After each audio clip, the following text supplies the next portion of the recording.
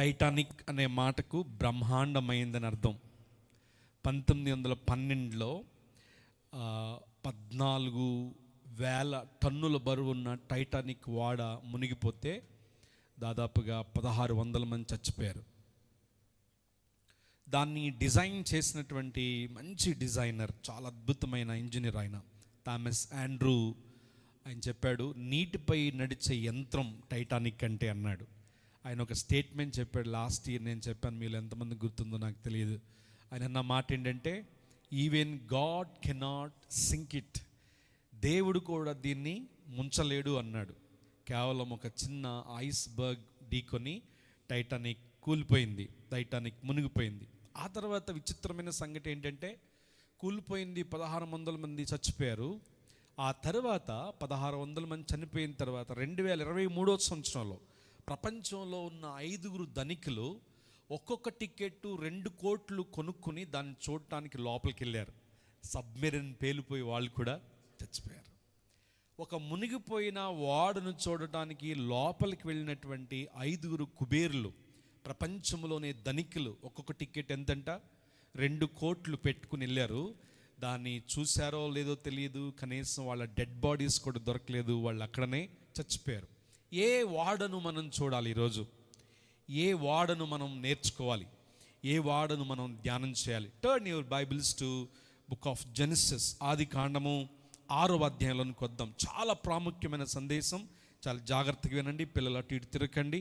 విలువైన సంగతులు ఎన్నో మనం కలిసి నేర్చుకోవడానికి, ధ్యానం చేయడానికి పరిశుద్ధాత్మ దేవుని సహాయంతో ముందుకెళ్దాం.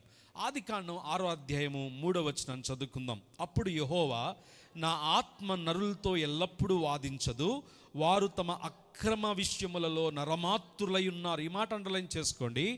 నోవాహు కాలం వచ్చేటప్పటికి దేవుడు చేసిన సృష్టిని బట్టి, దేవుడు మానవుని సృష్టించిన విధానాన్ని బట్టి దేవుడు నొచ్చుకున్నాడు, పరితపించాడు, పశ్చాత్తాపపడ్డాడు అని లేఖనంలో మనం చూస్తున్నాం.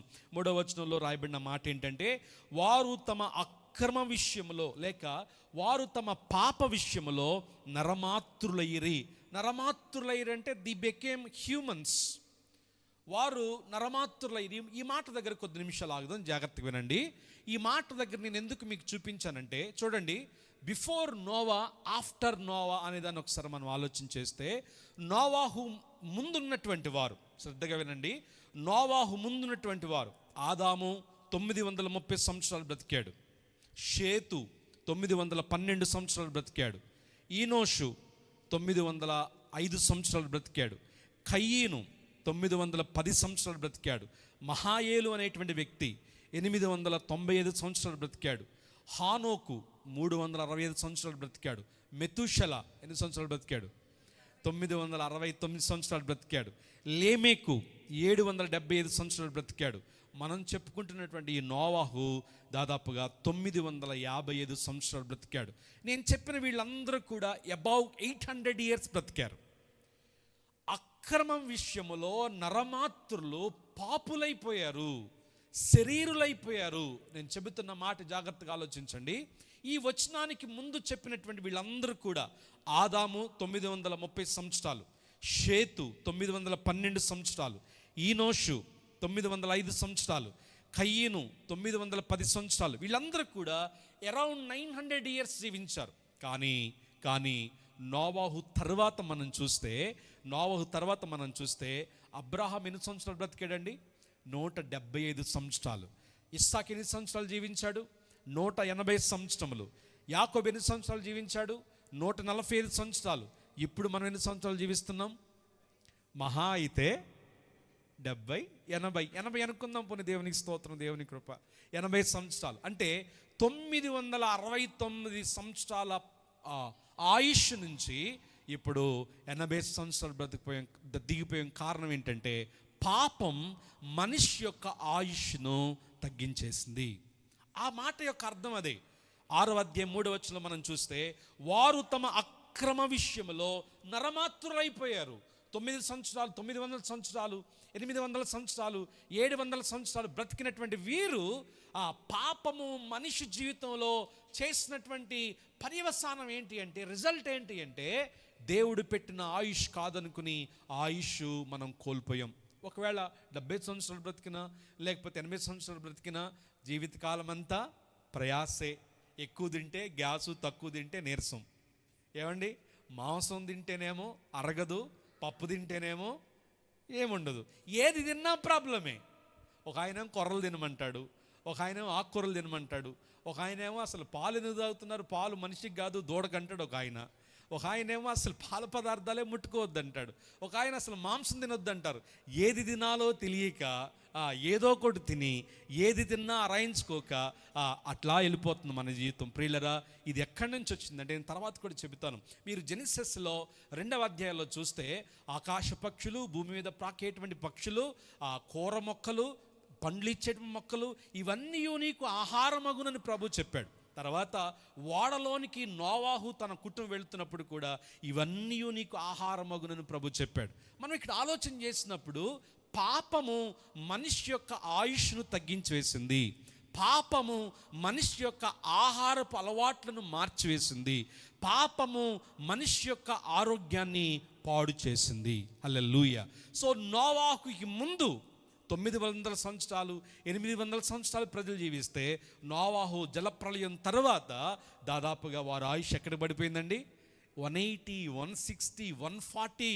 ఇప్పుడు చూస్తే 60 సంవత్సరాలు, 70 సంవత్సరాలు, 80 సంవత్సరాల వరకు పడిపోయింది. సో నరమాత్రులు పాపులైపోయారు. మనం ముందుకు చదువుకుంటూ పోదాం. చూడండి 6వ అధ్యాయము 5వ వచనం. నరుల చెడుతనము భూమి మీద గొప్పదనియు వారి హృదయము యొక్క తలంపులోని ఊహ అంత ఎల్లప్పుడు కేవలము చెడ్డదని దేవుడు చూచాడు. ఇది పాపం. దేవుడు మనిషిని సృజించినందుకు కాను, మనిషి పాపములో పడిపోయిన తర్వాత పాపము పాపము పాపము మనిషి జీవితం అంతటిని పాపము ఆక్రమించింది. నా మాటలు వింటున్న ప్రియ దేవుని సంగమా, దేవుని బిడ్డలారా, దేవుని ప్రజలారా, అంతానికి అతి సమీపంలో మనం ఉన్నాం. రాకడకు అతి సమీపంలో మనం ఉన్నాం. పాపము ఏ కోశాన మన జీవితంలో ఉన్నా అది మన జీవితాలను నాశనం చేయక తప్పదు. అది ఎన్నో రీతులుగా, ఫైనాన్షియల్గా, ఆరోగ్యపరంగా, కుటుంబపరంగా, శారీరకంగా, అన్ని విధానాలుగా. మీరు బైబిల్ అంతా చదవాల్సిన అవసరం లేదు. ఆది కాండంలో మొదటి 7 అధ్యాయాలు చదవండి. పాపం చేసేటువంటి ఘోరమైనటువంటి ఫలితం ఏంటో మనకు తెలుస్తుంది. ఆయుష్ను తగ్గించేసింది, ఆరోగ్యాన్ని తగ్గించేసింది, ఆహారపు అలవాట్లను మార్చివేసింది, మనుషుల మధ్యలో సంబంధాల మీద దెబ్బకొట్టింది. అన్నిటికంటే ముఖ్యంగా దేవుడు వారిని పెట్టినటువంటి ఏదోము నుండి బయటికి తోలివేయబడ్డారు. అన్నిటికంటే ప్రాముఖ్యంగా సర్వశక్తుడైన దేవునితో సహవాసాన్ని వాళ్ళు కోల్పోయారు. ఇక్కడ చూడండి ఆ మాట, 5వ వచనం. నరుల చెడుతనము భూమి మీద గొప్పదనియు వారి హృదయము యొక్క తలంపులోని ఊహంతయు ఎల్లప్పుడూ కేవలం చెడ్డదనియు యెహోవా చూచి తాను భూమి మీద నరులకు చేసినందున యెహోవా సంతాపము నొందాడు, తమ హృదయములో నొచ్చుకున్నాడు. ఎవరికైనా ఉంటుందా ఇలాంటి పరిస్థితి? అసలు ఎవరికి రావద్దని కోరుకుందాం. దేవుడు తన రూపములో, తన పోలికలో మనిషిని క్రియేట్ చేసుకున్నాడు. తన నాసికారంధ్రములోని ఊపిరిని ఊదాడు. ప్రియులారా, మనం ఆలోచన చేయాలి. అంత ప్రేమగా, అంత ఆలోచనగా, అంత ఉద్దేశంతో, ప్రణాళికతో మనిషిని క్రియేట్ చేసుకుంటే మనిషి ఏమో పాపానికి బానిసైపోయాడు. పాపం వల్ల మరణాన్ని కొని తెచ్చుకున్నాడు. పాపం వల్ల పతనమైపోయాడు. దేవుడంట సంతాపపడ్డాడంట, దేవుడంట వేదన పడ్డాడంట. మనిషిని క్రియేట్ చేసినందుకు గాను దేవుడు పదే పదే హృదయంలో నొచ్చుకున్నాడు. ఇప్పుడు ఏం చేయాలనుకున్నాడు చూడండి 7వ వచనంలో 8వ వచనం చదువుదాం. అయితే నోవాహు యెహోవా దృష్టి యందు కృప పొందిన వాడాయను. వాళ్ళందరి మధ్యలో నోవాహు అయితే అన్న మాట ఒకటి అండర్లైన్ చేసుకోండి. పైన మానవులంతా పాపులైపోయారు, అసహ్యులైపోయారు, ద్రోహులైపోయారు, పాప మార్గంలో తమ జీవితాలను వాళ్ళను నాశనం చేసుకుంటున్నారు. అయితే ఇక్కడ ఒక వ్యక్తి ఉన్నాడు. హల్లెలూయా.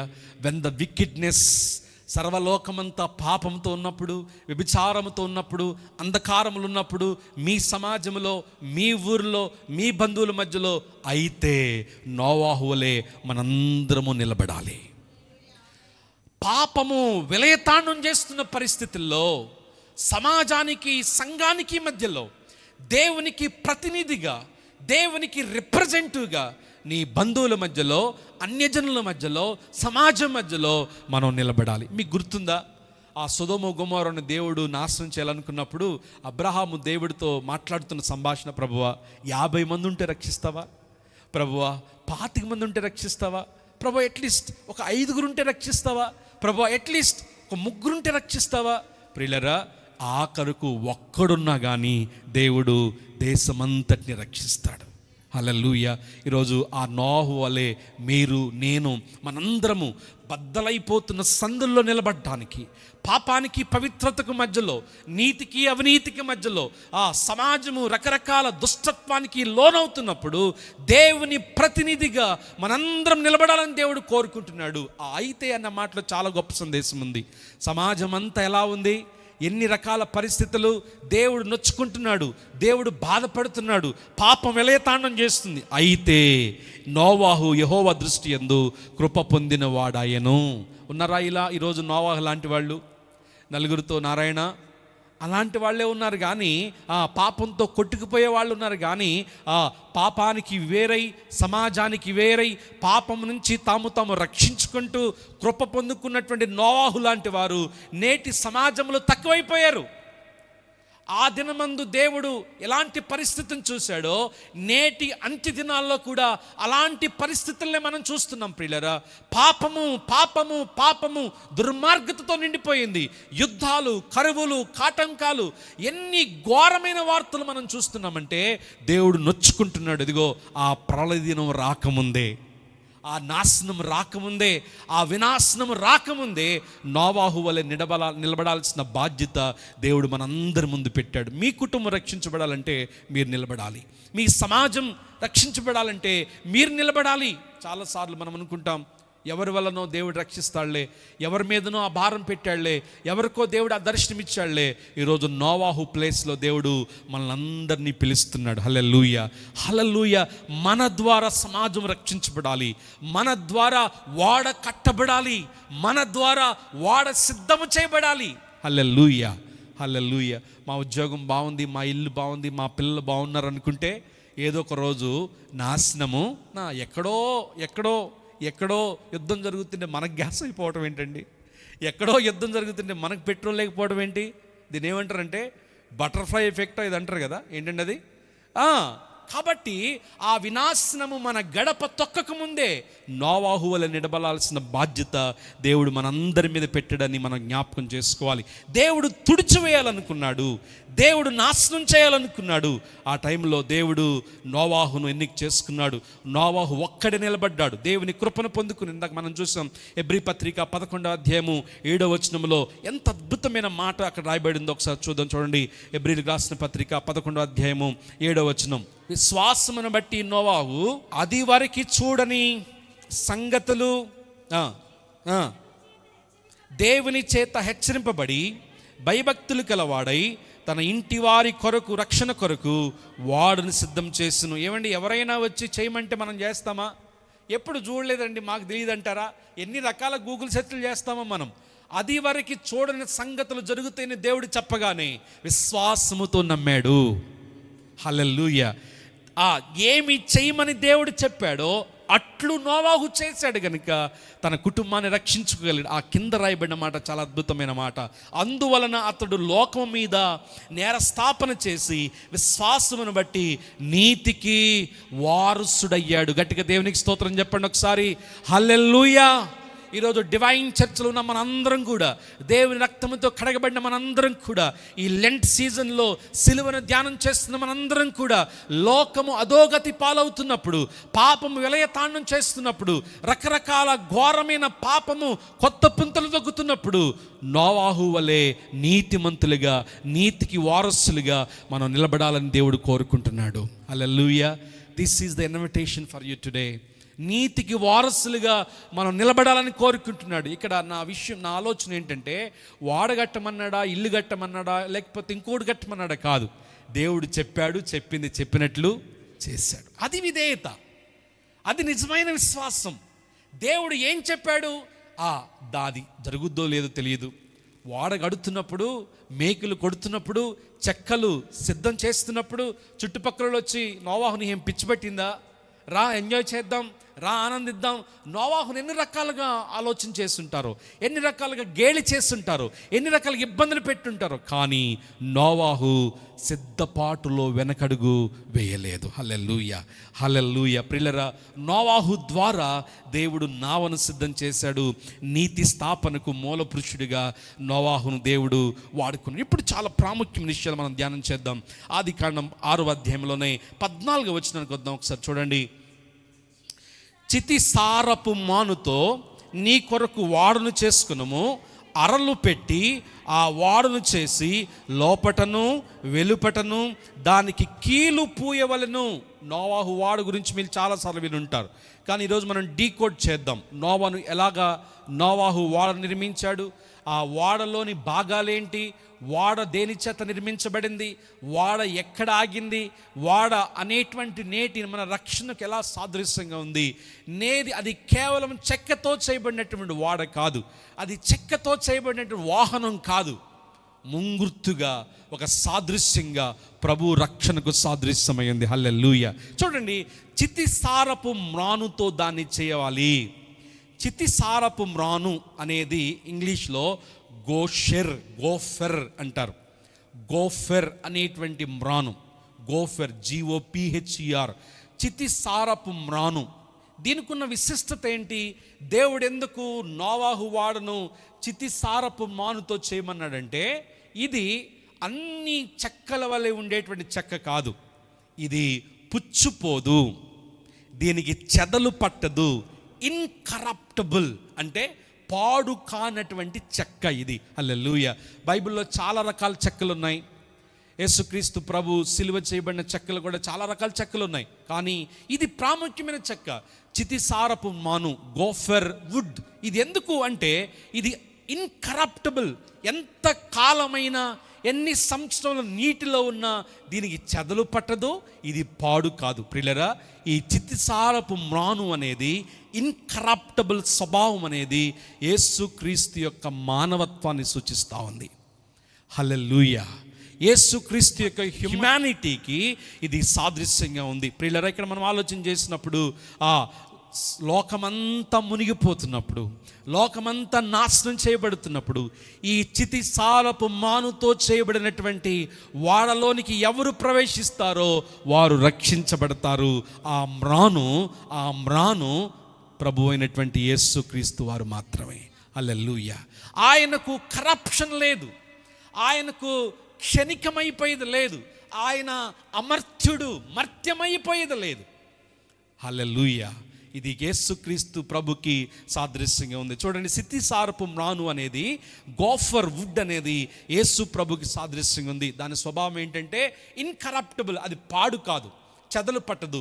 అలాగే యేసు ప్రభు యొక్క ఆ స్వభావము, లేకపోతే ఆయనకున్నటువంటి హ్యుమానిటీ, డివినిటీకి సాదృశ్యంగా ఉంది. అక్కడ ఇంకొక మాట కూడా రాయబడింది, అదేంటంటే కీలు పెట్టాలి. ఆ వాడకు లోపట బయట కీలు పెట్టాలి. కీలు అన్న మాటకు హీబ్రూలో కాఫర్ అన్న మాట ఉపయోగించబడింది. KAPHER, కాఫర్, కీలు. కీలు మీకు తెలుసు కదండి. ఈ వాడ చేసి వాడకు బయట లోపల రెండు చోట్ల కూడా నీళ్లు లోపలికి రాకుండా కాఫర్ని పూయాలి, అంటే కీలును పూయాలి. ఆశ్చర్యకరంగా బైబిల్లో ప్రాయశ్చిత్తం, అటోన్మెంట్ అన్న మాట కూడా కాఫర్ అనేటువంటి హీబ్రూ కూడా ఉపయోగించబడింది. అర్థమైందా? అటోన్మెంట్ అంటే ప్రాయశ్చిత్తం. ఏంటి ప్రాయశ్చిత్తము?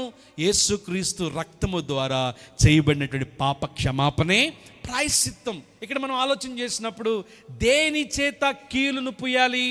ఈ కీలు దేనికి సాదృశ్యం అంటే, బయట పూయాల్సిన కీలేమో బయట నుంచి వచ్చేటువంటి పాపము, బయట నుంచి మనకు వచ్చేటువంటి ఆ ఘోరమైనటువంటి పాపపు దాడులు, వీటిని తట్టుకోవడం కొరకు యేసుక్రీస్తు రక్తము ద్వారా అటోన్మెంట్ చేయబడాలి. యేసుక్రీస్తు రక్తము ద్వారా మనము కడగబడాలి. హల్లెలూయా. ఆ తర్వాత మనం చూస్తే లోపల కూడా పోయాలి, అంతరంగ సంబంధమైన శుద్ధీకరణ. అంతరంగ సంబంధమైన శుద్ధీకరణ, నిర్మలమైన మనస్సాక్షి కలిగి ఉండాలి, హిస్సోపుతో కడగబడాలి, లోపల అంతరంగంలో పరిశుద్ధత కలిగి ఉండాలి. అంటే ఈ అటోన్మెంట్, యేసు ప్రభు చేసినటువంటి ప్రాయశ్చిత్తము లోపల బయట. అందుకనే దేవుడు పైన చూసే దేవుడు కానే కాదు, అంతరంగము యొక్క పరిశుద్ధతను చూసే దేవుడు. సో ఈ కీలు దేనికి సాదృశ్యం అంటే అటోన్మెంట్ ఆఫ్ క్రైస్ట్, యేసు ప్రభు ద్వారా మనకు అనుగ్రహించబడినటువంటి ప్రాయశ్చిత్తానికి సాదృశ్యంగా ఉంది. సో మొదటిది చితిసారపు మ్రాను ఎవరికి సాదృశ్యం? యేసుక్రీస్తు ప్రభు యొక్క స్వభావానికి సాదృశ్యం. రెండవది ఈ కీలు బయట లోపల పూయాల్సిన కీలు దేనికి సాదృశ్యం? యేసు ప్రభు రక్తం ద్వారా మనకు అనుగ్రహించబడిన పాప ప్రాయశ్చిత్తానికి సాదృశ్యమైంది. లేవియ గ్రంథము 17వ అధ్యాయము 11వ వచనంలో ప్రాయశ్చిత్తం అనేది ఎలా జరగాలో అక్కడ రాయబడుతుంది చూడండి. రక్తము దేహమునకు ప్రాణము, మీ నిమిత్తము ప్రాయశ్చిత్తము చేయనట్లు బలిపీఠము మీద పోయుటకై దానిని మీకు ఇచ్చితిని. ఇక్కడ రాయబడిన మాట ఏంటంటే రక్తము ద్వారా ఏ రీతిగా పాప ప్రాయశ్చిత్తము జరిగిద్దో, ఒక వ్యక్తి తన రక్షణ కాపాడుకోవాలంటే, తన భక్తిని కాపాడుకోవాలంటే, తన పరిశుద్ధతను కాపాడుకోవాలంటే బయట తెల్లని వస్త్రాలు వేసుకుని తిరగడం మాత్రమే కాదు, లోపల కీలు పూసుకోవాలి. ఆ కీలు ఏంటంటే యేసుక్రీస్తు రక్తము ద్వారా మనకు అనుగ్రహించబడిన ప్రాయశ్చిత్తము. హల్లెలూయా.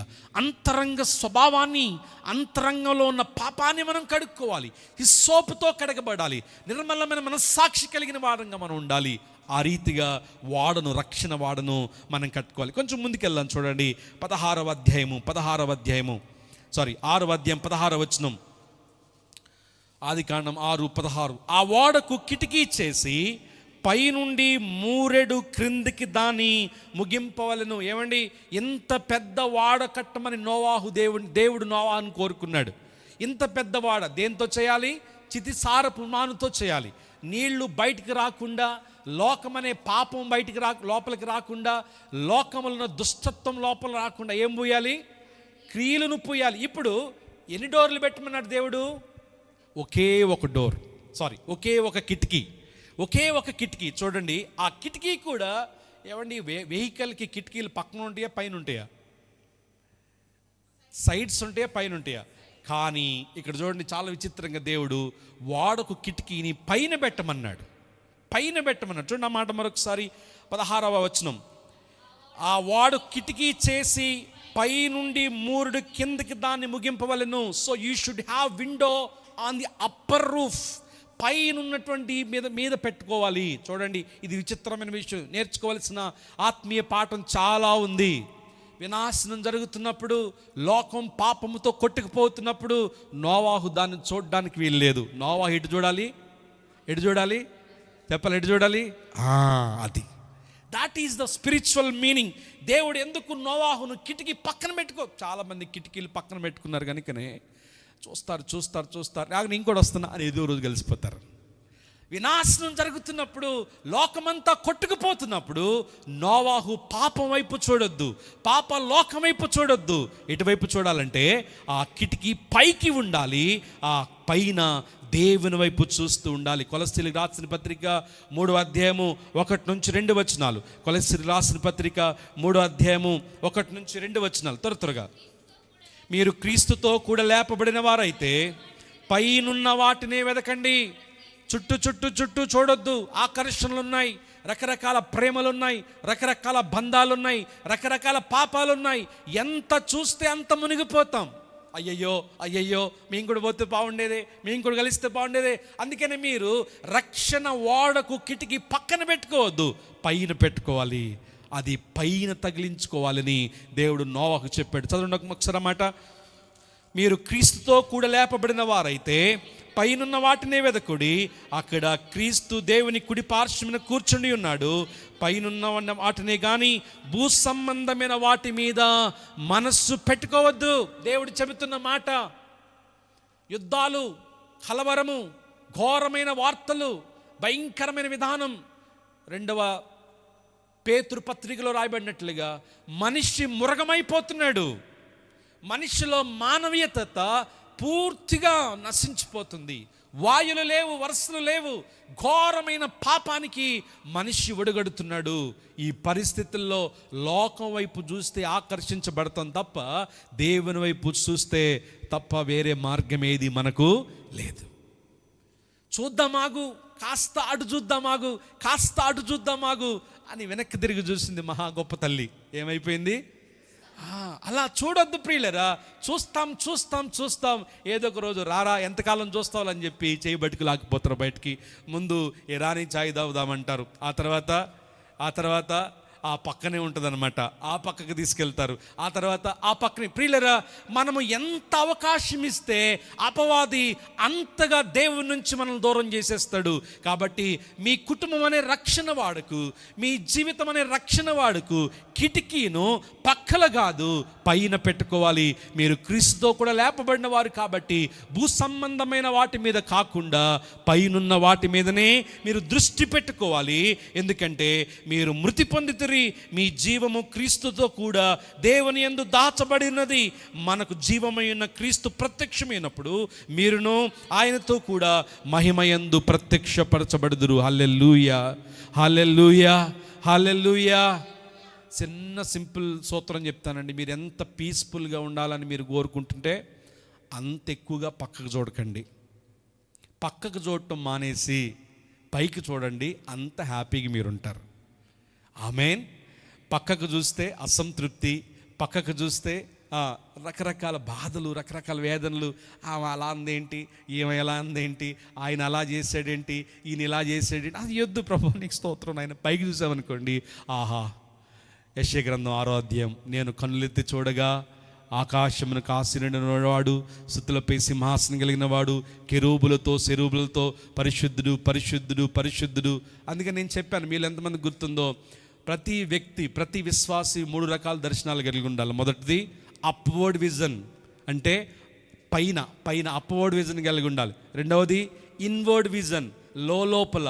మూడవది అవుట్వర్డ్ విజన్, నశించిపోతున్న ఆత్మలు, నశించిపోతున్నటువంటి వారు. ప్రియులరా, ఇక్కడ మనం ఆలోచన చేయాల్సిన మాట ఏంటంటే, నోవాహుకు దేవుడు చెప్పినటువంటి ఆ పద్ధతి ఏంటంటే, కిటికీ పైన పెట్టుకోవాలి.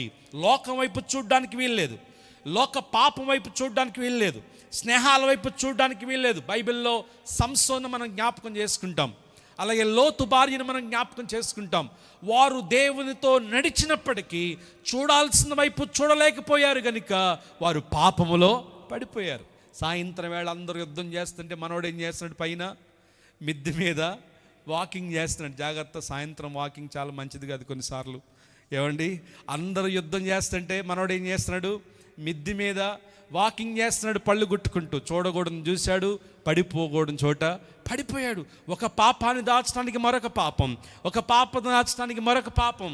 అక్కడ ఎవరో ఆ ప్రవక్త పేరేంటండి, ప్రవక్త పేరేంటి, నాతాను వచ్చి ఒక స్టోరీ చెప్పేంత వరకు ఈయన కళ్ళు తెరవలేదు.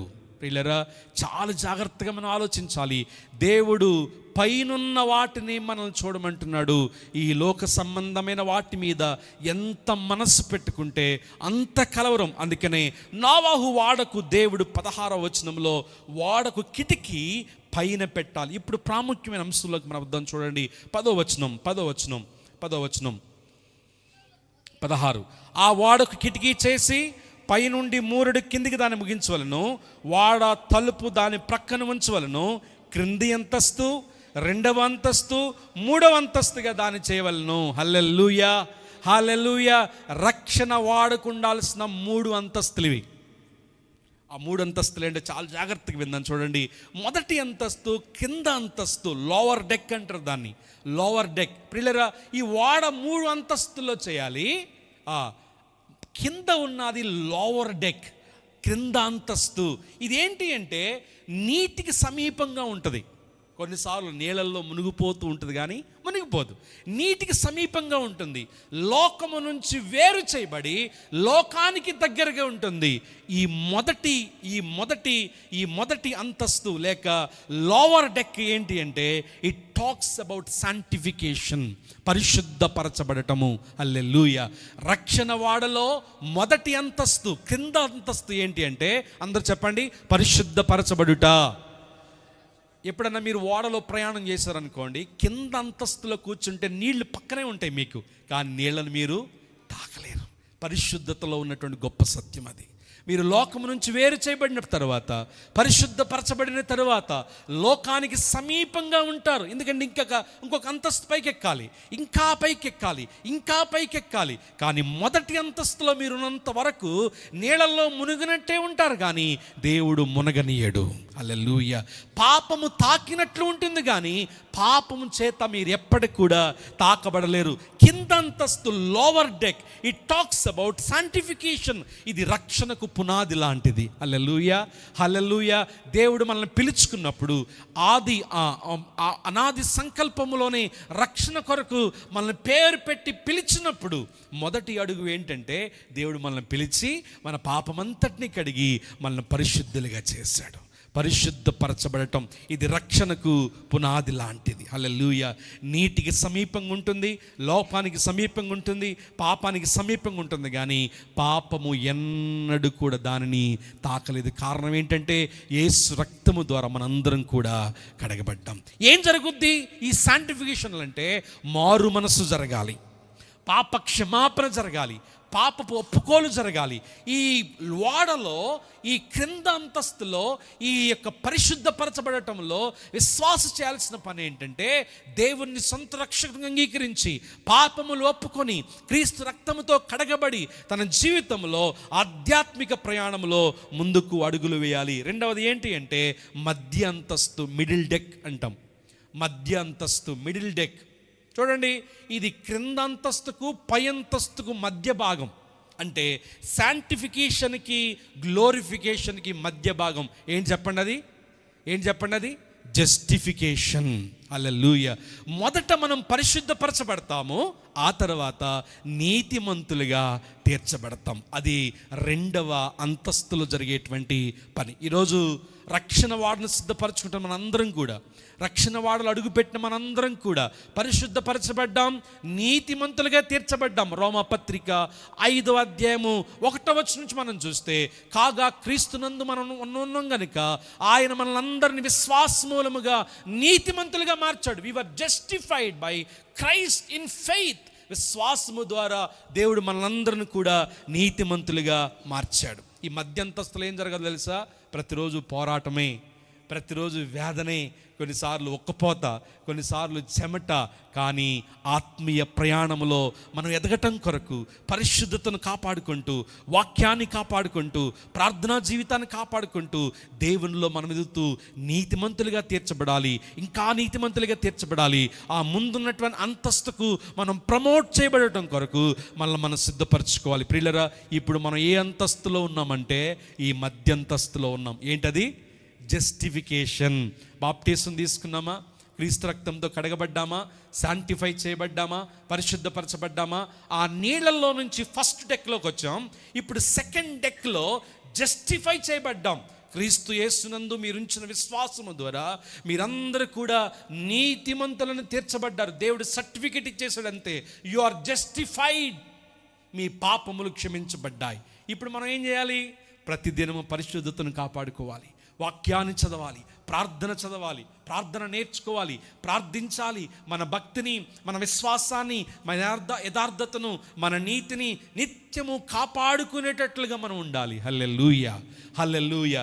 ఇది మధ్య అంతస్తు, మిడిల్ డెక్. ఆఖరిది పై అంతస్తు, అప్పర్ డెక్. ఇక్కడ ఏం జరుగుతుందండి? గ్లోరిఫికేషన్. ఎందుకో తెలుసా? పై అంతస్తు ఆకాశానికి దగ్గరగా ఉంటుంది. అందుకనే ఇది పరిశుద్ధపరచబడటానికి సాదృశ్యం. దేవునికి స్తోత్రం. హల్లెలూయా. నోవాహుకు దేవుడు చెప్పినటువంటి క్రమం ఏంటంటే, వాడలో 3 అంతస్తులు ఉండాలి. మొదటిది దిగువ అంతస్తు. అది దేనికి సాదృశ్యం? శాంటిఫికేషన్కి సాదృశ్యం. రెండవది మిడిల్ డెక్, మధ్య అంతస్తు. అది జస్టిఫికేషన్కి సాదృశ్యం. మూడవది పై అంతస్తు, గ్లోరిఫికేషన్కి సాదృశ్యం. హల్లెలూయా. ఏమండి, ఇప్పుడు అరారాతు కొండ మీద వెళ్ళి ఇది ఆగింది. వీళ్ళు కిందంతస్తులో నుంచి పైకి వచ్చారా, పై అంతస్తులో నుంచి పైకి వచ్చారా? కారణం ఏంటంటే, వీళ్ళు ఒక్కొక్కటిగా ఎదిగి ఆ జరిగిన వినాశం అంతటిని తప్పించుకొని, అందుకని ఎందుకు నేను ఎబ్రీ పత్రిక 11వ అధ్యాయము 7వ వచనం చదివించానంటే, వినాశనము తప్పించుకున్న వాడై ఆయన విశ్వాసమునకు నీతికి వారసుడయ్యాడు. హల్లెలూయా, హల్లెలూయా. మనం అబ్రహాము మన విశ్వాసానికి తండ్రి, కానీ అసలు విశ్వాసానికి ఎవరి ద్వారా రీక్రియేషన్ జరిగింది? ఇది చెప్పండి. నోవాహు ద్వారా. నీతికి వారసుడు ఆయన మూలముగా మనందరము నీతిమంతులుగా తీర్చబడుతున్నాము. దేవునికి మహిమ కలుగుని గాక. ఈ 3 డెక్స్ని మీరు గుర్తుపెట్టుకోండి. క్రింద అంతస్తేమో పరిశుద్ధతకు సాదృశ్యం, మధ్యంతస్తేమో నీతిమంతులుగా మార్చబడ్డానికి సాదృశ్యం, పై అంతస్తేమో మహిమపరచబడ్డానికి సాదృశ్యం. ఇది నిత్యత్వానికి దగ్గరగా మనల్ని తీసుకెళ్ళే అనుభవం. కొంతమంది ఆ కింద డెక్కలోనే ఉన్నారు. ఇంకా ఎక్కడ? నడిపించు నానావా, ఇంకా అక్కడే. పాటలు రావేళ్ళకి. పాట అయితే ఉంది నాలో, అందుకోలేకపోయి ఎంతకాలం పాడతారో ఆ పాట. ఏమండి, పాట పాడండి అంటే యెహోవా, అదే పాట. కారణం ఏంటంటే ఈ 3 అంతస్తుల్లో కింద అంతస్తులోనే ఉండిపోయారు. ఎందుకో తెలుసా? వీళ్ళకి సముద్రం అంటే ఇష్టం, నీళ్ళంటే ఇష్టం, లోకం అంటే ఇష్టం, పాపం అంటే ఇష్టం. అట్లీస్ట్ వెళ్ళలేకపోతున్నాం, చూసన్న ఆనందిద్దాంరా అని చెప్పి కిటికీల్లో నుంచి ఆ నీళ్లను చూసి ఆనందించేటువంటి వాళ్ళు వీళ్ళు. అందుకనే వీళ్ళ జీవితంలో ఏ మార్పు లేదు. యాకోబు పత్రికలు అంటాడు, మీరు దేవుని దగ్గర నుంచి ఏమైనా దొరుకునని ఆశిస్తారు, ఏమీయూ దొరకదు. అసలు ఆలోచించొద్దు, మీకు నో సెకండ్ థాట్. కారణం ఏంటంటే వీళ్ళు అప్పటి నుంచి అక్కడే ఉన్నారు, మొదటి అంతస్తులోనే ఉన్నారు. కొంతమంది మధ్యంతస్తులోనే ఉండిపోతున్నారు, పైకి రావడానికి ఇష్టపడరు, మహిమపరచబడ్డానికి ఇష్టపడరు, నిత్యత్వానికి సిద్ధపరచబడట్లేదు. ఇశ్రాయేలు ప్రజలను మనం చూసినప్పుడు అందరూ ప్రారంభమయ్యారు, కానీ అరణ్యములో చాలామంది సర్పము చేత రాలిపోయారు. వారు ఆ యొక్క వాగ్దాన భూమిని చూడలేకపోయారు. ప్రియులరా, దేవుడు నోవాహుకు చెప్పిన క్రమం, నీవు కట్టేటువంటి వాడ చితిసారపు మ్రానుతో కట్టాలి. చితిసారపు మ్రాను ఇన్కరప్టబుల్కి సాదృశ్యం. అది యేసు ప్రభు యొక్క స్వభావాన్ని సూచిస్తుంది. తర్వాత దానికి లోపల బయట కీలును పుయ్యాలి. కీలు, కాఫర్ అనేది అటోన్మెంట్ ఆఫ్ క్రైస్ట్కి సాదృశ్యం. మనము లోపల బయట కూడా పరిశుద్ధపరచబడి క్రీస్తు కొరకు నిర్మలమైన మనస్సాక్షి కలిగి ఉండాలి. తర్వాత దాని కిటికీ, గోడకు కిటికీ పక్కన పెట్టకూడదు. ఎక్కడ పెట్టాలి? పైన పెట్టాలంటే జరుగుతున్న పాపాన్ని చూసేటువంటి వారంగా కాకుండా, ఆకర్షించబడిన వారంగా కాకుండా, మీరు క్రీస్తుతో కూడా లేపబడిన వారైతే భూ సంబంధమైన వాటి మీద కాకుండా పైనున్న వాటినే వెతకండి. ఒకే ఒక కిటికీ పెట్టమని చెప్పాడు నోవాహుకు దేవుడు. అది కూడా పక్కన కాదు, పైన పెట్టుకోవాలి. తర్వాత ఆ యొక్క నోవా, ఆ యొక్క వాడ ఎన్ని అంతస్తులు ఉండాలి? 3 అంతస్తులు ఉండాలి. మొదటి అంతస్తేమో పరిశుద్ధతకు సాదృశ్యం, 2వ అంతస్తేమో నీతిమంతులుగా మార్చబడ్డానికి సాదృశ్యం, 3వ అంతస్తేమో మహిమపరచబడ్డానికి సాదృశ్యం.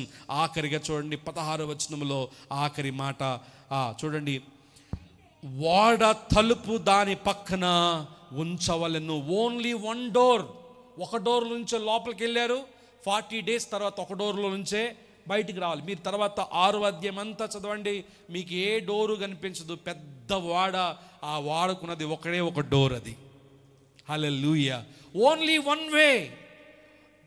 ఏంటి ఆ వే? చెప్పాలి, ఏంటి ఆ వే? యోహాను సువార్త 10వ అధ్యాయము 9వ వచనం, నేనే మార్గము, సత్యము, జీవము, నేను తప్ప ఎవ్వడు తండ్రిని చేరలేడు. That is the only 1 way. That is Jesus Christ. యేసు ప్రభువారి ద్వారా మాత్రమే మనము రక్షణ పొందుకోగలము, తండ్రి దగ్గరకు మనము చేరగలం. ప్రియులరా, ఇది నోవాహు వాడ యొక్క కంప్లీట్ పిక్చర్. ఇది దేనికి ఈరోజు మనకు బోధిస్తున్న ఆత్మీయ పాఠం ఏంటి అంటే, ఇది కేవలం చెక్కతో చేయబడింది కాదు. యేసు క్రీస్తు మనకు అనుగ్రహించే రక్షణకు ఒక షాడో అయ్యింది. Hallelujah. It was a shadow of Jesus. యేసు ప్రభుకి ఒక ఛాయగా, ఒక షాడోగా ఉంది. ఈ 3 మాటలు మీరు గుర్తుపెట్టుకోండి. పాపానికి హెచ్చరిక జలప్రళయం అయితే, రక్షణకు ఆధారము నోవాహు వాడ. ఏమండి, పాపం చేశాడు మనిషి, దేవుడు నొచ్చుకున్నాడు, సంతాపపడ్డాడు. వారికి హెచ్చరిక చేయడం కొరకు దేవుడు ఏమైనా వార్నింగ్ లేకుండా వర్షం పంపించాడా? లేదు. వార్నింగ్ లేకుండా వర్షం పంపించాడా? ఏమండి వింటున్నారా? వార్నింగ్ లేకుండా దేవుడు ఎప్పుడు ఏది కూడా చేయడు. ఆయనకు పద్ధతి ఉందండి. మనలాగా పద్ధతి లేని మనిషి కాదు ఆయన. మహా గొప్ప దేవుడు ఆయన.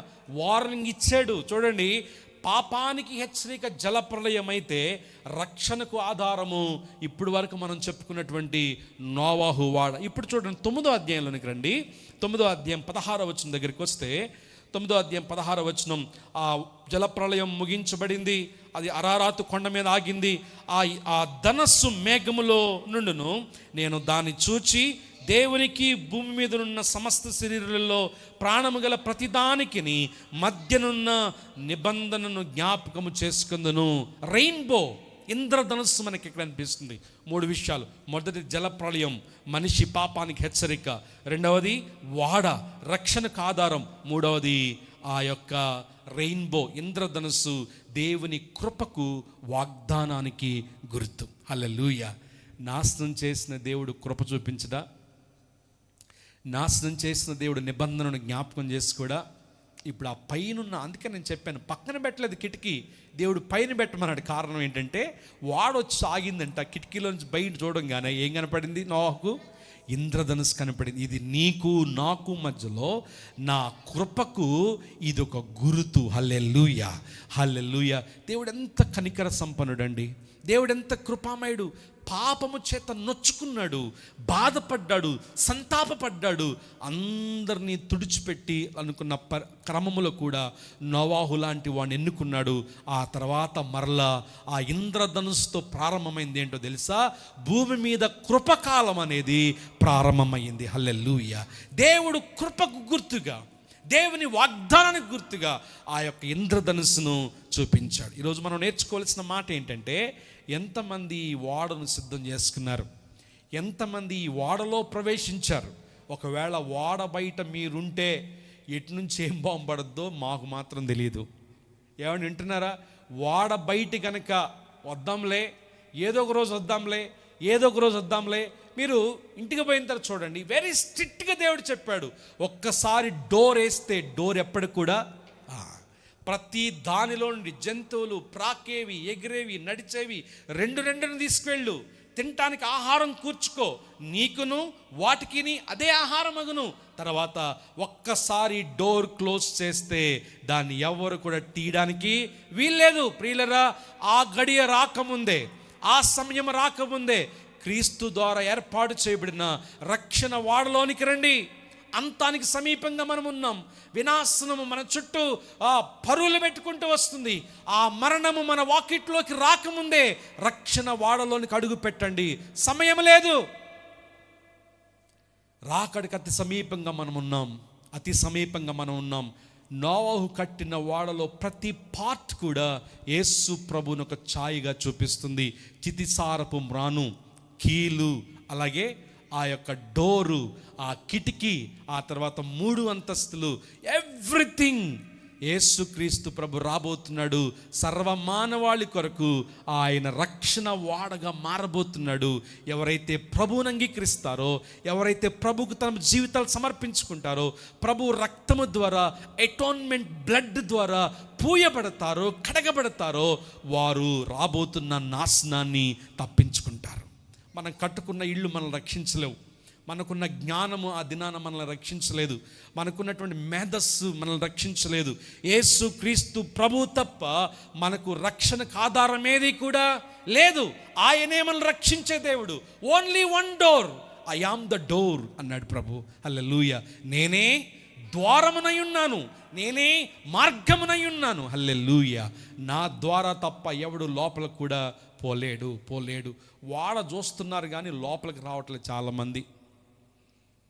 భలే కడుతున్నాడు రా, ఆ చర్చ్ బాగుంది, ఈ చర్చ్ బాగుంది, అది బాగుంది, కానీ లోపలికి రావడానికి ఇష్టపడట్లేదు. కారణం ఏంటంటే, మా ఆవిడ లోపలే ఉందిలేండి, మా ఆయన లోపలే ఉంది. ఇది బాగా ఎక్కువైపోయింది ఈ మధ్య.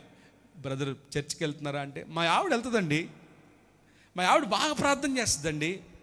ప్రియులరా, ఇక్కడ ఆలోచన చేయాలి. నోవాహు భార్య, ఎంతమంది కుమారులు? 3 కుమారులు. ఎంతమంది? Complete family. అందుకనే కుటుంబ సమేతముగా మనం రక్షించబడాలని దేవుడు కోరుకుంటున్నాడు. హల్లెలూయా, హల్లెలూయా. ఏవండి, అక్కడ బాంబులు వేస్తున్నా ఆ దుమ్ములో బాగానే ఉంటున్నారు వాళ్ళు. ఒకవేళ మన మీద పడిందా తుత్తినీలైపోతామంతే. అసలు కనీసం అడ్రస్ కూడా తెలియదు. అది మన పరిస్థితి. కాబట్టి ఆ వినాశనము మన దగ్గరికి రాకముందే, ఆ అంతము దగ్గరికి మనం రాకముందే ఇంకెవరైనా బాప్టిసానికి దూరంగా ఉంటుంటే, ప్రభు నామాన్ని అంగీకరించకుండా రక్షణకు దూరంగా ఉండుంటే, పాపానికి ఆస్కారం ఇచ్చి, పాపానికి అవకాశం ఇచ్చి రేపు రేపు రేపు రేపు రేపు అనేది మీరు వాయిదా పడుతూ ఉంటే, హెబ్రీ పత్రిక 12వ అధ్యాయం ఇంత రక్షణ మీరు నిర్లక్ష్యం చేస్తే ఎలాగున మీరు తప్పించుకుంటారు? ఇదే అనుకూలమైన సమయం, ఇదే రక్షణ సమయం. ఇదిగో క్రీస్తు మన కొరకు ఏర్పరిచినటువంటి రక్షణ వాడ ఇది. డోర్ ప్రవేశము తెరవబడింది, ఆ డోర్ ద్వారము తెరవబడింది. ఎవరైతే ఆ త్వరగా తమ జీవితాలు సిద్ధపరచుకుని అన్నిటిని విడిచిపెట్టి కడగబడి రక్తంతో శుద్ధీకరించబడి లోపలికి వస్తారో, అబ్బా మాకు పర్లేదు, బాంబు పడినా పర్లేదు, ఎప్పుడు బాంబు పడితే అప్పుడు పైకి వెళ్ళిపోతాం. ఉందా నిరీక్షణ మీకు? ఉందా నిరీక్షణ మీకు? ఉందా శుభప్రదమైన నిరీక్షణ మీకు? ప్రియులరా, నేను చాలాసార్లు విన్నాను ఇది. బిల్లీ గ్రహం గారు, ఒక హాలీవుడ్ నటికి, ఆమె పేరు నేను మర్చిపోయాను, మీలో చాలామంది తెలిసి ఉండొచ్చు. చాలా పర్యాయాలు వెళ్ళి ఆమె సువార్త చెప్పేవాడంట. చాలా పర్యాయాలు ఎయిర్పోర్ట్లో కలిసినప్పుడు, ఏమన్నా చర్చ్ ఫంక్షన్స్లో, చాలా ఫేమస్ ఆమె పేరు మార్నింగ్ కూడా నేను చదివాను కానీ మర్చిపోయాను. Marilyn, yes, thank you sir. Marilyn అనేటువంటి బాలీవుడ్ నటి. ఆమె హెయిర్ ఎలా ఉంటుంది మీకు తెలిసే ఉంటుంది. చాలాసార్లు ఆమెకు వాక్యం చెప్పాడంట, అమ్మ రక్షణ పొందు, పరిశుద్ధాత్మ దేవుడు నాకు బయలుపరుస్తాడంటే ఆమె ఒకే ఒకటి చెప్పేదంట, I don't have time for this అనేదంట. ఒకరోజు ఒక ఫంక్షన్ నుంచి వెళ్ళి వస్తుంటే చక్కని కారు చెట్టుకు గుద్దింది, అక్కడక్కడ చచ్చిపోయింది అంతే. మనం కూడా చాలామంది ఇది అవనండి, ప్రభు దగ్గరికి వద్దాం, ఇది జరగనియండి, ప్రభు నమ్ముకుందాం, ఇది అవని ప్రభు నమ్ముకుందాం అంటూ రక్షణను ఇంకా యవనస్తులు ఎవరైతే ఇంకా బాప్టిసానికి దూరంగా ఉంటున్నారో, ప్రభు రక్తంతో కడగబడకుండా నామకార్థ క్రైస్తవులకు జీవిస్తున్నారో, ఇదే రక్షణ దినం. ఒకవేళ వాడలో ప్రవేశించకపోతే, వాడకు దూరంగా జీవిస్తుంటే, ఏదో ఒక రోజు వాడ నీటిపై తేలబోతుంది, అడ్రస్ దొరకదు. ఇంకా ఎక్కడ కలుస్తామంటే అక్కడే. హల్లెలూయా. ఎవరైతే లోపల ప్రవేశిస్తారో వారు రక్షించబడతారు, ఎవరైతే విడిచిపెట్టబడతారో వారు నాశనంలో కొట్టుకుపోతారు. మనం గుర్తుపెట్టుకోవాలి, ఆ వాడ క్రీస్తు ప్రభు మనందరి కొరకు మ్రాను మీద వేలాడాడు, సర్వమానవాళి కొరకు తన రక్తమును కార్చాడు. ఇప్పుడు ఎవరైతే ఆయన దేవుడిని ఒప్పుకుంటారో, పాపమును విడిచిపెట్టి తమ జీవితాలు ప్రభు రక్తంతో కడుక్కుంటారో, వారు రక్షించబడతారు, వాడలోనికి ప్రవేశిస్తారు. ఏ యుద్ధాలు జరిగినా, కరువులు, కాటంకలు, ఎలాంటి పరిస్థితులున్నా, మన యొక్క పోకడ, క్రీస్తు రాకడ ఏ క్షణమైనా ఆ ప్రభు దగ్గర ఉంటామన్న నిరీక్షణ కలిగి మనం జీవిస్తాం. ఒకవేళ ఆ భాగ్యం మీకు ఇంకా లేకపోతే, ఇదిగో ప్రభు మాట్లాడుతున్నాడు, ప్రభు పిలుస్తున్నాడు, రక్షణ పొందుకోండి, పాపం విడిచిపెట్టి ప్రభు దగ్గరికి రండి, రక్షణ వాడలోనికి రండి. ఈరోజు నేను మాట్లాడుతున్న ఈ మాటలు పరిశుద్ధాత్మ దేవుడు వింటున్నాడు. ఒకవేళ మీరు స్పందించకపోతే, ఆ రోజు ఇదిగో ఈ స్కై వ్యూ అనేటువంటి ఈ హాల్లో పలానా సేవకుడు హెచ్చరించాడు, కానీ మీరు వినలేదు అని ఆ రోజు ప్రభు అడుగుతాడు. ప్రభు దగ్గరికి రండి, నిర్లక్ష్యం చేయొద్దు. మీ జీవితాలు ప్రభుకు కావాలి, మీరు ప్రభుకు కావాలి. ఆ వాడలో ప్రవేశిద్దాం, వస్తున్న నాశనం నుంచి మనల్ని మనం తప్పించుకుందాం, నిత్యత్వానికి మనల్ని మనం నడిపించుకుందాం. దేవుడి మాటలు మన వెనుకెడ్లో దీవించునుగాక. ఆమెన్. తల్లు వంచండి, కళ్ళు మూసుకునండి, ప్రార్థన చేద్దాం.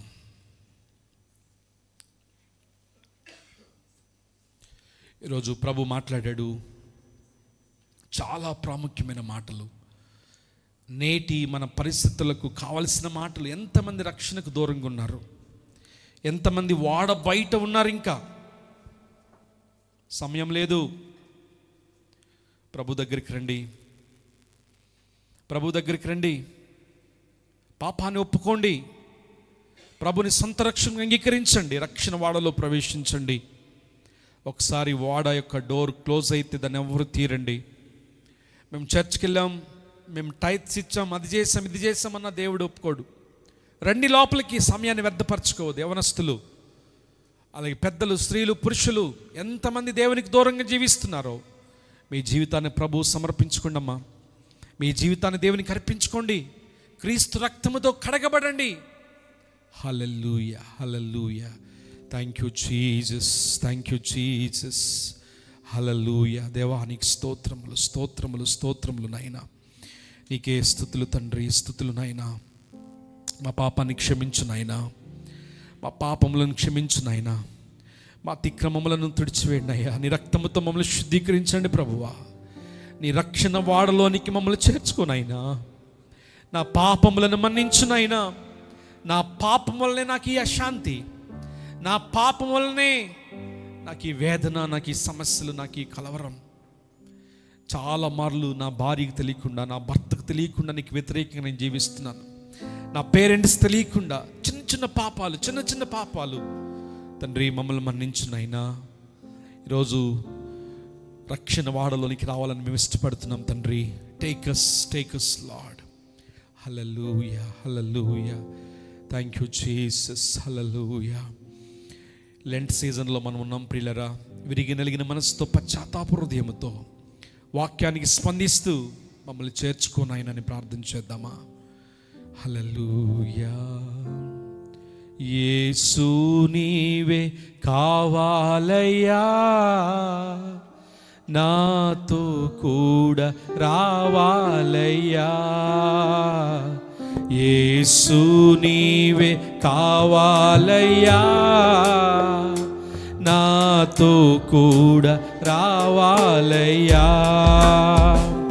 ఘనుడా నీ దివ్య సన్నిధి నన్ను ఆదుకొని నా పెన్నిధి. ఘనుడా నన్ను ఆదుకొని నా పెన్నిధి. నీవే కావాలయ్యా, నాతో రావాలయ్యా. నీవే కావాలయ్యా, నాతో రావాలయ్యా. యేసు నీవే కావాలయ్యా. చేతులు పైకెత్తి దేవునికి మన జీవితాలు అప్పగించుకుందామా? హృదయపూర్వకముగా let's all submit our lives to God. Let's surrender our lives to Jesus.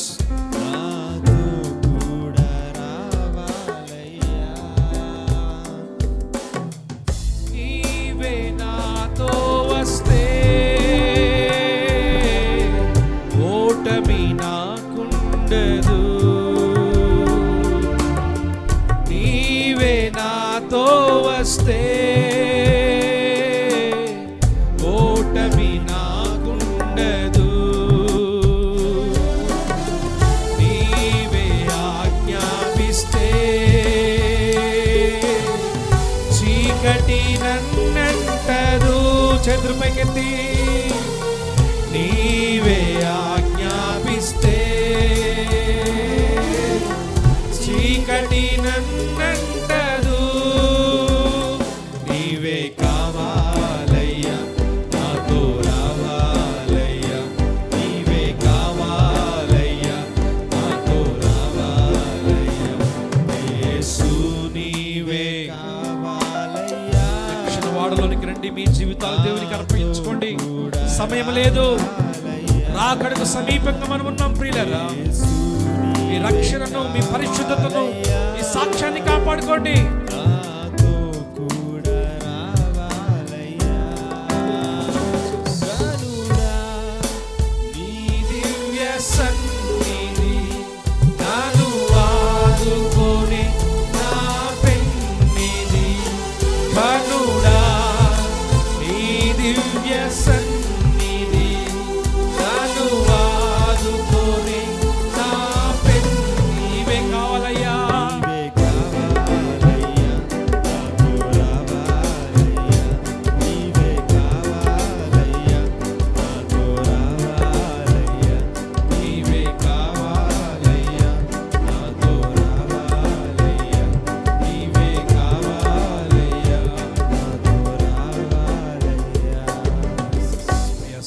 సహోదరుడా, దేవుడు పిలుస్తున్నాడు, రండి.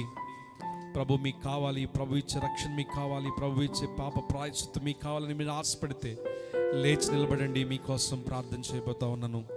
సిగ్గుపడొద్దు.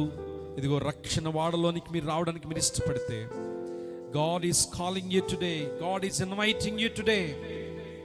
సిగ్గుపడొద్దు. మీ పక్కన వారు ఏం చేస్తున్నారో మీకు అనవసరం. ప్రభు మీకు కావాలని మీరు ఆశపడితే, అయ్యా ఈ లోక శాపము నుండి నేను రక్షించబడాలని ఇష్టపడుతున్నాను ఆయన. ఈ పాపము నుండి నేను కాపాడుకోవడానికి నేను ఇష్టపడుతున్నాను ఆయన. నాశనం నుండి తప్పించబడడానికి నేను ఇష్టపడుతున్నాను ఆయన. ఈ పాప ఊబి నుండి నన్ను పైకి లేపు నాయనా. నీ రక్షణ వాడలో నన్ను చేర్చుకో ప్రభువా. నీ రక్షణ వాడలో నన్ను చేర్చుకో. నేను take me Lord today, take me Lord today. Thank you Jesus. Hallelujah, hallelujah, hallelujah, hallelujah, hallelujah. ఒక చిన్న సమర్పణ చేసుకోండి, తీర్మానం చేసుకోండి ప్రభు సన్నిధిలో. ఈ వర్తమానం మీకోసమే, ఈ వర్తమానం నా కొరకే. భయంకరమైన వార్తలు మనం వింటున్నాం. నాశనం మన వాకిటికి వచ్చేసింది. అంతానికి అతి సమీపంగా మనం ఉన్నాం. మన పాకడో క్రీస్తు రాకడో ఎప్పుడు తెలియదు, మనకు తెలియదు ప్రియులరా. సమయం ఉండగానే సిద్ధపరచుకోండి, సమయం ఉండగానే సిద్ధపడండి, సమయం ఉండగానే సిద్ధపడండి. మనకున్న మేజర్ ప్రాబ్లం ఏంటంటే we think that we have time.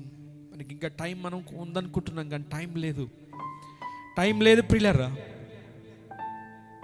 పాప జీవితాన్ని విడిచిపెట్టండి, దేవునికి వ్యతిరేకమైన ప్రవర్తన విడిచిపెట్టండి, హృదయాన్ని కడుక్కోండి. ప్రభు ఇష్టపడుతున్నాడు, మీరు మార్చబడాలని ప్రభు ఇష్టపడుతున్నాడు. ఆయన ఏర్పరిచిన వాడలోనికి మీరు రావాలని ప్రభు ఇష్టపడుతున్నాడు. మీ కుటుంబం రావాలని ప్రభు ఇష్టపడుతున్నాడు. వాడకు దూరంగా ఉండొద్దండి, వారిని చూసి మురిసిపోవద్దు. You need to come in to the boat, come in to the ark. Jesus, hallelujah. పరిశుద్ధమైన మా ప్రియ తండ్రి, ఈ దినం మాతో మాట్లాడిన ప్రతి మాట కొరకు నీకు స్తుతులు చెల్లిస్తున్నాం నాయన. ఈ అంత్య దినాల్లో రక్షణ సంబంధమైన సందేశాలు మాకు అవసరం తండ్రి. మేము ఎలా నడుస్తున్నామో, ఎలా ప్రవర్తిస్తున్నామో, మా జీవితాన్ని మేము ఎలా కాపాడుకుంటున్నామో, ఆయన రక్షణకు దూరం అయిపోతున్నటువంటి వారు, అయ్యా రక్షించబడి కూడా నీకు దూరంగా జీవిస్తున్నటువంటి వారు, లోక సంబంధమైన ఆచారాలకు, లోక సంబంధమైన స్నేహాలకు అవకాశం ఇచ్చి నీవిచ్చిన రక్షణ నిర్లక్ష్యం చేసుకుంటున్నటువంటి వారు, వాడలో 3 అంతస్తులు మాతో మాట్లాడేందుకు నీకు స్తోత్రమయ్యా. మేము ఏ భాగంలో మిగిలిపోయామో మమ్మల్ని దర్శించిన ఆయన, మమ్మల్ని దర్శించిన ఆయన, మమ్మల్ని దర్శించిన ఆయన, మమ్మల్ని దర్శించిన ఆయన. ఈ మధ్యాహ్న కాల సమయంలో మా చేయి పట్టుకో ప్రభువా, నీ రక్తంతో మమ్మల్ని కడుగునాయన తండ్రి. నీ రక్షణ పొందుకోవడానికి మమ్మల్ని యోగ్యులుగా చేయండి ప్రభువా, నీకు స్తోత్రాలు. అయినా పరిశుద్ధపరచబడిన మేము నీతిమంతులుగా మార్చబడినట్లుగా, నీతిమంతులుగా మార్చబడిన మేము మహిమపరచబడినట్లుగా నీ నిత్యత్వమునకు వారసులుగా మమ్మల్ని చేయండి ప్రభువా. ఇదిగో ఈ హాల్లో ఉండి ప్రార్థిస్తున్న ఏ ఒక్కరు కూడా పాపములో పడిపోకుండాట్లుగా, నాశనంలో మిగిలిపోకుండాట్లుగా, ఆ రోజు మధ్య ఆకాశములో ప్రధాన దూత శబ్దం వినబడగానే, బోర శబ్దం వినబడగానే లేపబడే సంఘములో, లేపబడే గుంపులో మేమందరము ఉందుముగాక, మేమందరము ఉందుముగాక. మా కుటుంబాల్లో ప్రతి ఒక్కరము ఎత్తబడే సార్వత్రిక సంఘములో, గుంపులో మేమందరము చేర్చబడదుముగాక. మా కుటుంబాలు ఇంకెంతమంది రక్షించబడాల్సి ఉందో, ఎంతమందిని నిర్లక్ష్యం చేస్తున్నారు, నీ వాక్య నిర్లక్ష్యం చేస్తున్నారో ప్రభువా, అయ్యా అటు వారిని దర్శించు నైనా. హృదయాలు తెరవండి ప్రభువా, నీకు వారి జీవితాలు అప్పగించుకొని నైనా ప్రభువా, అంతానికి సమీపంగా ఉన్నాము గనుక నైనా మమ్మల్ని మేము కాపాడుకోవడానికి కృప చూపించమని వేడుకుంటున్నాం తండ్రి. ఆ గొల్గొతా మీద మా కొరకు ఏర్పరిచిన ఆ రక్షణ వాడలోనికి మేము రావడానికి, అయ్యా రక్షణ వాడలోనికి మేము రావడానికి, ఆ బ్లడ్ ఆఫ్ అటోన్మెంట్తో మేము బయట లోపల కడగబడినట్లుగా యేసు రక్త ప్రోక్షణ జరిగించండి నైనా. Cleanses Lord with the precious blood of father. Hallelujah. మమ్మల్ని అందరినీ కడగమని వేడుకుంటారు. ఇదిగో నాయన నా ప్రియ సంఘం కొరకు నీకు స్తోత్రాలు. సంఘములో ప్రతి కుటుంబం, ప్రతి యవన బిడ్డ, ప్రతి చిన్న బిడ్డ నీ నిత్యోత్తములో ఉండేటువంటి బిడ్డలకి మీరు ఆశీర్వదించండి. ఈ రక్షణ వాడలు ఉన్నటువంటి బిడ్డలకి మీరు ఆశీర్వదించండి నాయన. రక్షణ వాడలు ఉన్నటువంటి బిడ్డలుగా మీరు ఆశీర్వదించండి నాయన. బయట ఎవ్వరు ఉండకుండానట్లుగా యేసు నామములో మీరు నడిపించండి ప్రభువా. దినములు నాయనా బహుఘోరంగా ఉన్నాయి. ఈ అవకాశాన్ని మేము పోగొట్టుకోకుండా అయ్యా తండ్రి, వాయిదాలు వేయకుండా నేడే రక్షణ సంబంధమైన తీర్మానాలను మా హృదయాల్లో మీరు పుట్టించమని ఈ వర్తమానం కొరకు మీకు స్తుతులు చెల్లిస్తూ, ఎంతమంది విన్నారో వారు అందరి హృదయాల్లో రక్షణ సంబంధమైన కార్యములు మీరు జరిగించమని యేసు నామములో ప్రార్థిస్తున్నాము తండ్రి. గట్టిగా చెప్దాం ఆమేన్, ఆమేన్.